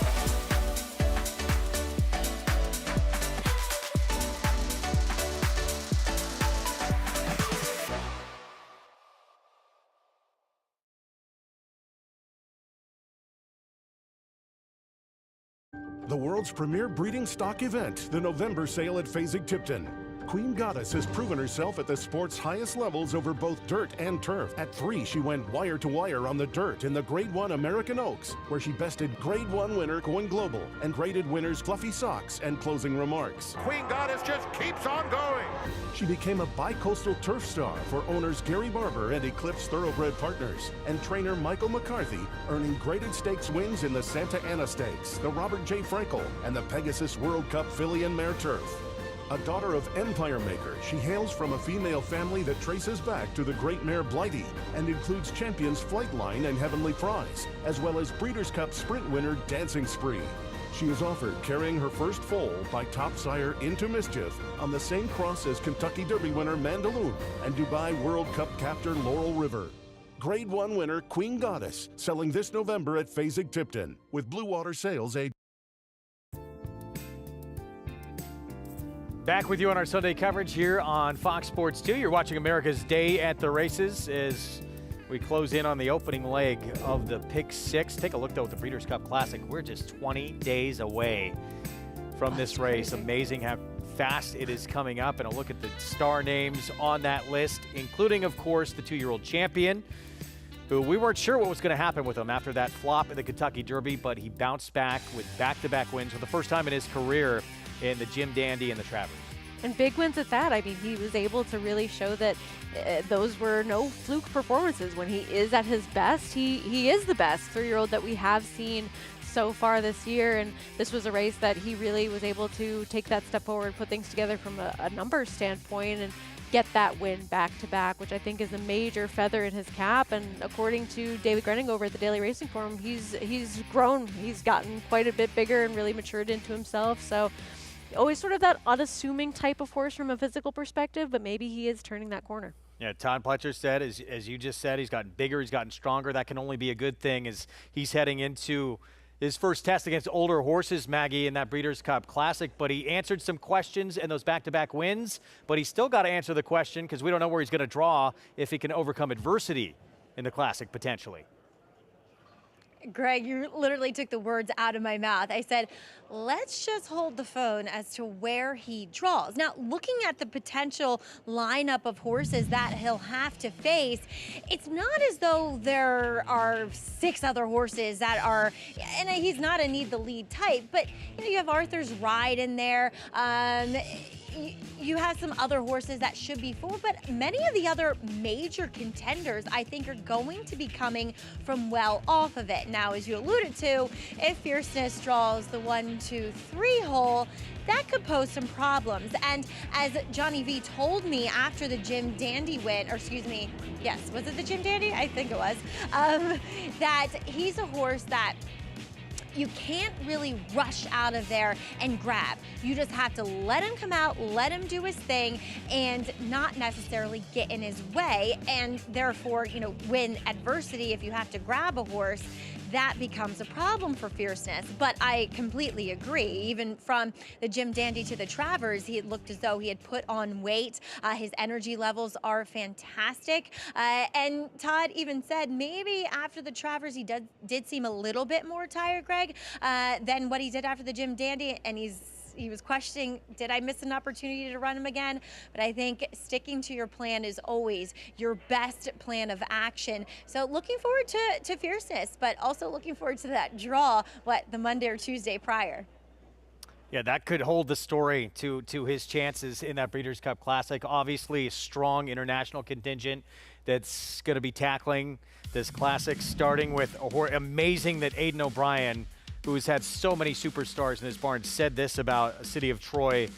Definitely the best we've ever trained. No doubt about it. He's that good. I mean, that would be some high praise from a trainer that we have seen so many successful champions come out of that barn, and he'll have to do something a little bit different in taking to the dirt. But this kind of reminds you of the old Breeders' Cups of, not that old, but 20 years ago, when they would take horses who had been running exclusively on other surfaces and put them all together for that Breeders' Cup Classic and have that true international flair about it, because you just want to see talent on those days and where they can run, and if they can handle the surface, it's a question, but he's been impressive. 6 for 7 in his career, and Nathan O'Brien says just seems to be getting better at the end of his races the longer he goes. Meanwhile, we're going to have a strong Japanese contingent. 3 should show up. Ushba Tesoro, Dermiso Takaki, runner-up last year, and then Forever Young, who might have run the best race on Kentucky Derby Day. His comeback race first starts since the Derby, early October, winning 1.25 miles.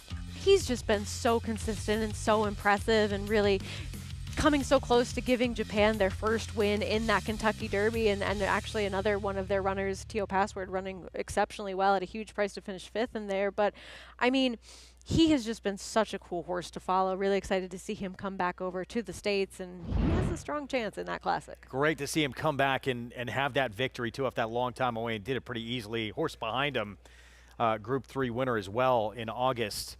So on to the classic for Forever Young. As we get to our post parade for the first leg of this Pick 6, here's I Love Kara. A horse that will need to improve a little bit off the recent form, but is second off a layoff. Manny Franco, we just told you about. He's on this one, Tennis Trotter, dirt debut coming up. And dropping in class for this horse, and maybe can handle this surface switch because faced some solid turf horses over the past couple of starts. Wine responsibly, stretching back out. Did have a win on a wet track going 1 mile. He's just been facing some tougher horses as a 2-year-old. Maybe he hasn't gone on as a 3-year-old, but might not have to defeat this field. Lone dirt start last out for Bold Opportunity did not go well. It didn't, and I mean, he will have to show that he can handle this surface, but he is a big price. Assertive Attitude. What a player off that last effort. Yeah, I thought this horse ran well last time, taking a step forward, running one of his faster races, and at least somewhat consistent numbers at this distance. York Tavern, another one, looks like he's moving in the right direction. Big step forward for this horse last time out in terms of what he's been running lately, and ran well to finish second. I see you looking. Gregory Sacco Barn. Guess more of that unknown on dirt versus winners, as he's only had the one start over that surface, and it was a win, although it was his first win. And another big price outside. Rider change Joey Martinez on Scotto. He is a 1 for 37 type of horse, so if you like him today, you should get paid. Golden Purchase, the last of the bunch here. Omar Hernandez Moreno. And not to be outdone by Scotto, he's 1 for 39 over his career, and you also will get paid if he finds himself in the winner's circle in this race. Yeah, some meager records in this non-winners at 2 life condition that starts off this Pick 6 on our Sunday card. You can get involved right there at Naira Bets. That's the offer for new members, $200 deposit match, new customer bonus when you punch in that code at sign up, match 200. Again, at NairaBets.com, and bet any track, anywhere, anytime.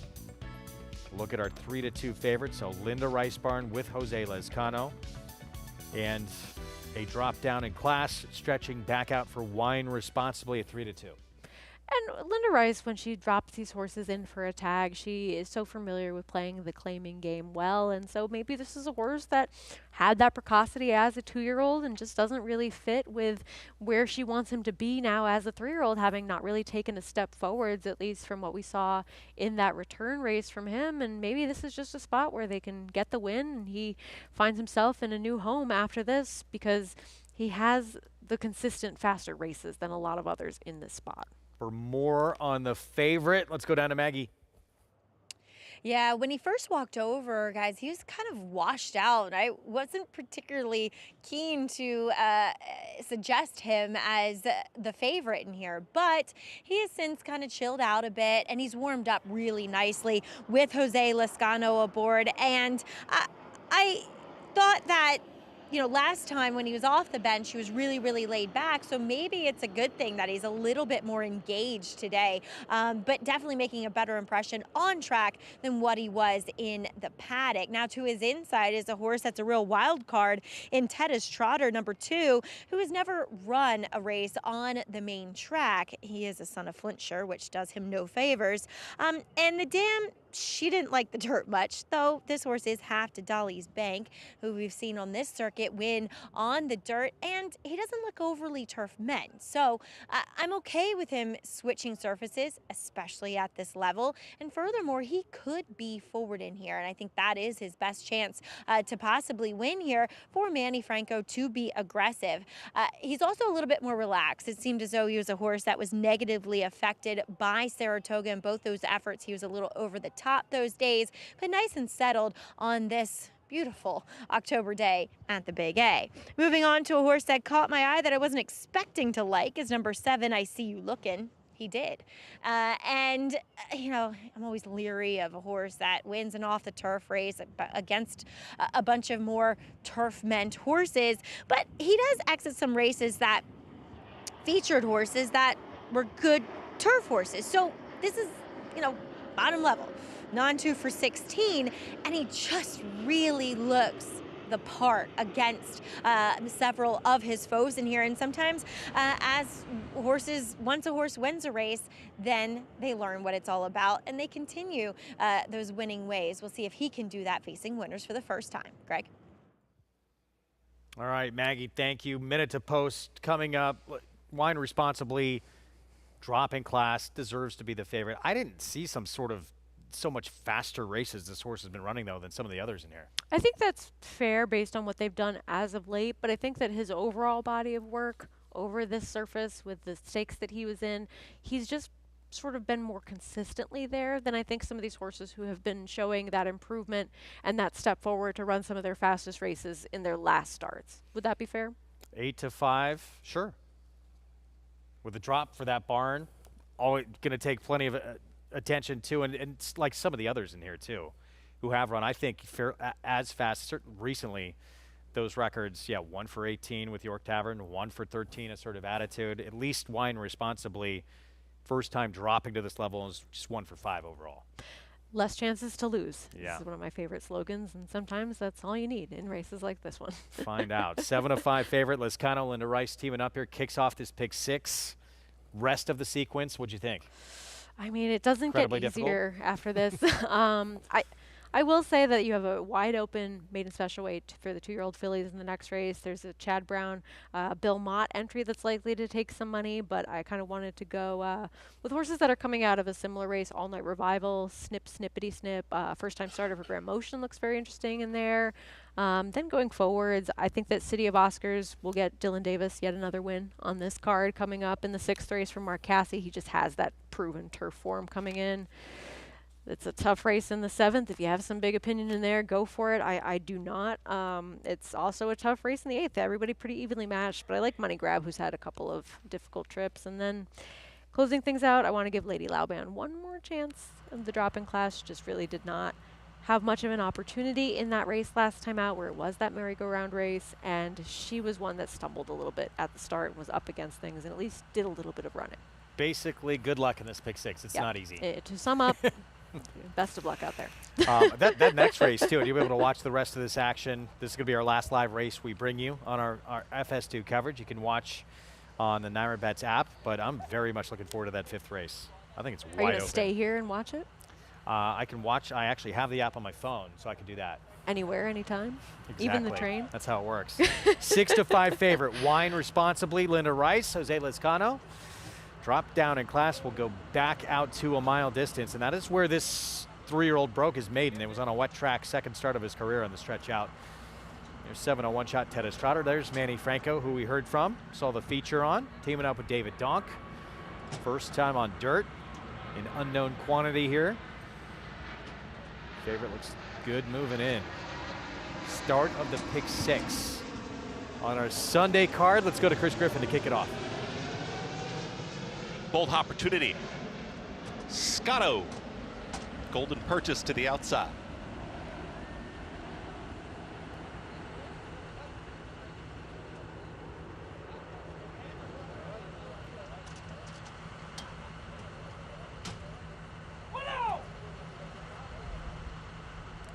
Golden Purchase goes in.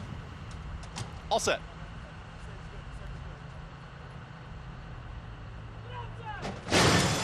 And they're off. Stumble at the start there for Bold Opportunity, and off very slowly was Wine Responsibly, who's at the back end of the field. Bold Opportunity did have that stumble, but now moves forward, has some early speed, and is up by a full length. Towards the inside is Tennis Trotter, is now a challenging second with Golden Purchase out wider as that shared second and third. In between horses, I See You Lookin'.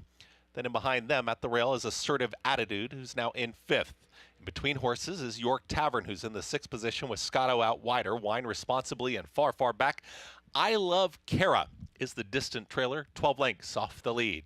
Easy opening quarter of 23 and 4 for that opening quarter mile for Bold Opportunity. And Bold Opportunity is still up by a half length, is ready to challenge towards the outside as Golden Purchase. And here's Golden Purchase to the outside of Bold Opportunity as they work into the turn.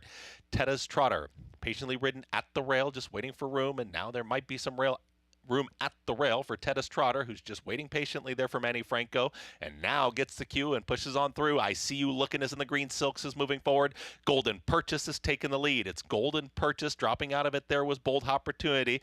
At the rail is Tedda's Trotter. In between horses, I See You Looking, and I See You Looking has got the speed now, and I See You Looking is trying to kick away.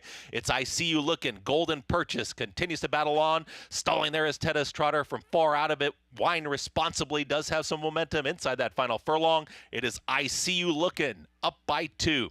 I See You Looking inside the final 16th. Luis Rivera Jr. I See You Looking. That's your winner. I See You Looking wins it. Golden Purchase, York Tavern, and Wine Responsibly in 1 minute 36 and 1. I See You Looking coming out of a dirt debut win. It was a pretty slow race. They came off the grass, but now 2 for 2 in the dirt. Yeah, great call by Maggie to mention this horse, at least, and liking what she saw from him, because it seemed like he was moving up between horses with relative ease here, and big long shot Golden Purchase finishing in second, while Tedda's Trotter trying to stick to the rail and finish up within the trifecta. But, I mean, we have to talk about the stumble at the start for Bold Opportunity and how slowly Wine Responsibly got into stride. Yeah, it was a terrible beginning for that horse.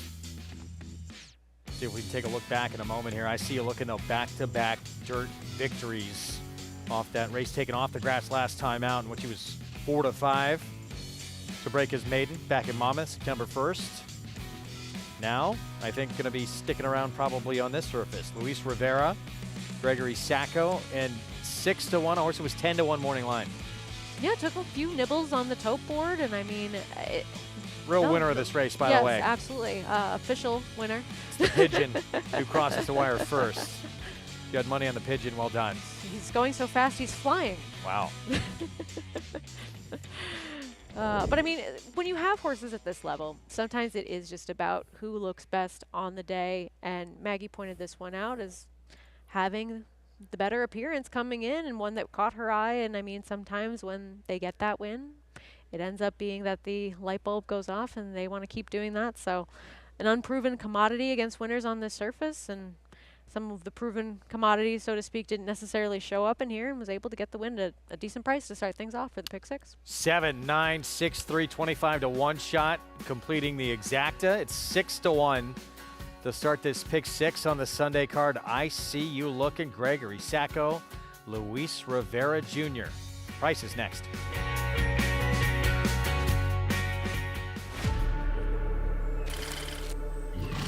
And they're off in the Grade 1 forego. And it's going to be Yopon who gets to the wire first. The 7 furlongs in 1:21 and 3.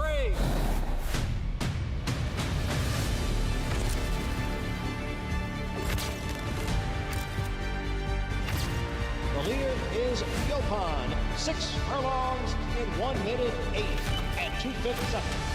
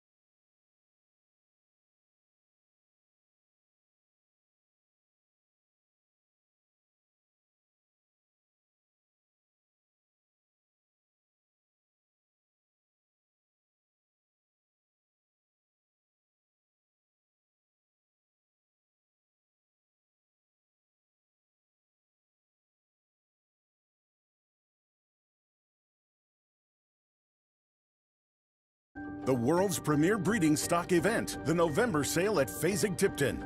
A turf star with a powerful turn of foot, surge capacity annexed major races all over the map. Racing as a homebred for Klarovich Stables from the barn of trainer Chad Brown, Surge Capacity won 4 of her first 5 starts, including 3 graded wins, highlighted by the Grade 1 matriarch at Del Mar, where she bested 3 Grade 1 winners, including Whitebeam. Surge Capacity rolls up the rail and gets there. A daughter of Eclipse Award champion Flintshire, Surge Capacity is a half-sister to Grade 1 winner Ways and Means, as well as graded winner and young sire Highly Motivated. Surge Capacity is offered in full for the first time to the record-setting sire Into Mischief, bred on a close cross to both of her notable siblings.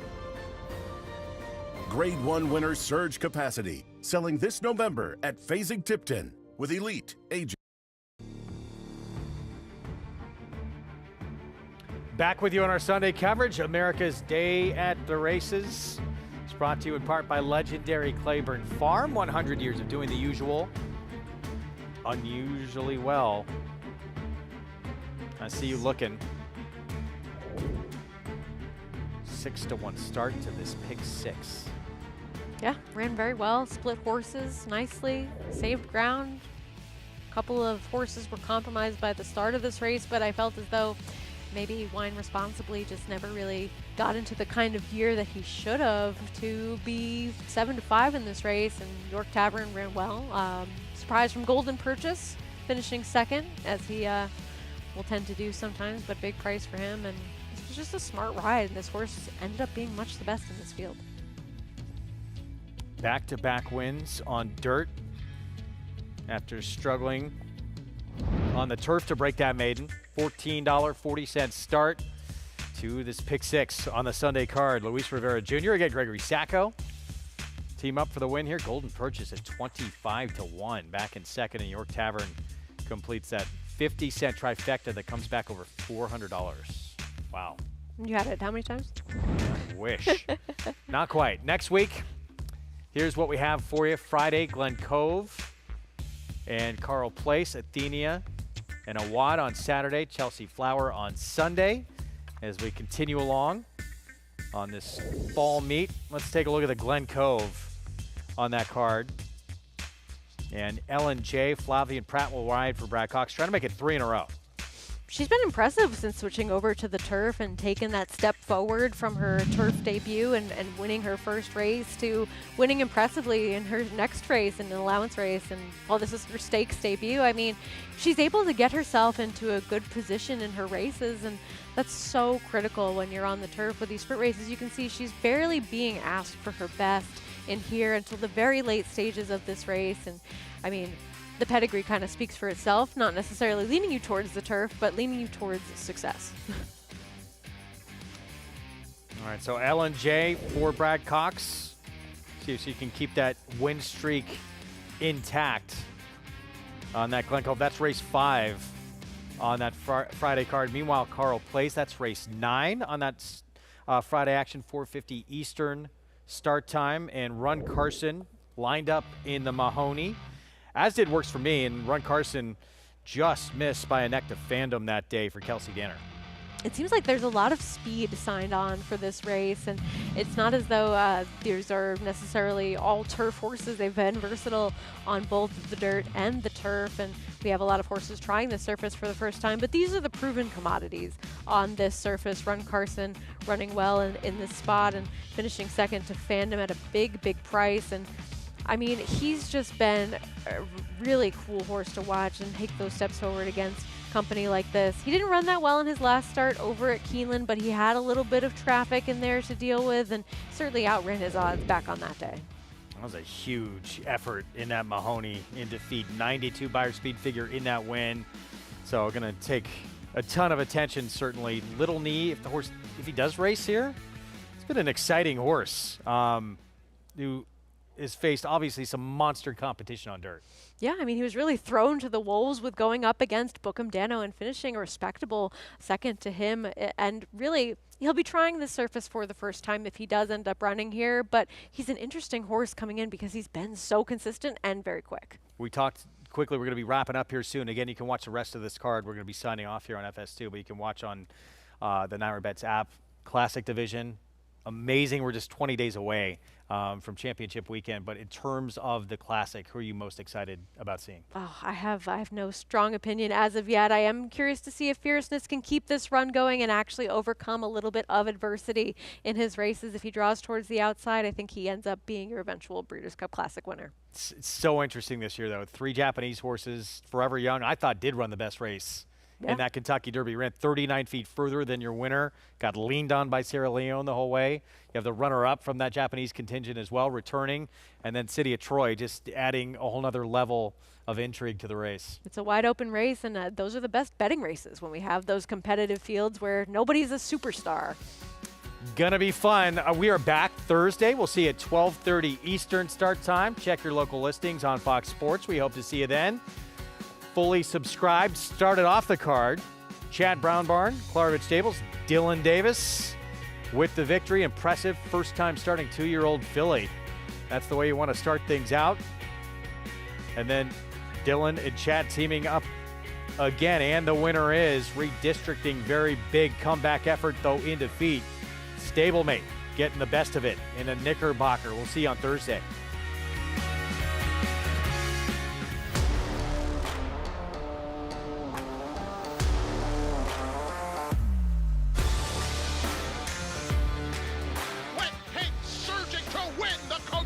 American Oaks. Forte to win the Breeders' Cup Juvenile. $400,000. Eclipse champion Blame, standing at Claiborne Farm. Horse racing? Check. Weekly promotions? Got 'em. Huge payouts? You bet. With Naira Bets. Download the app today and bet on any track, anywhere, anytime with live HD horse races, betting tips and tutorials, expert picks, and more. You bet with Naira Bets. Join now for a new member bonus at NairaBets.com.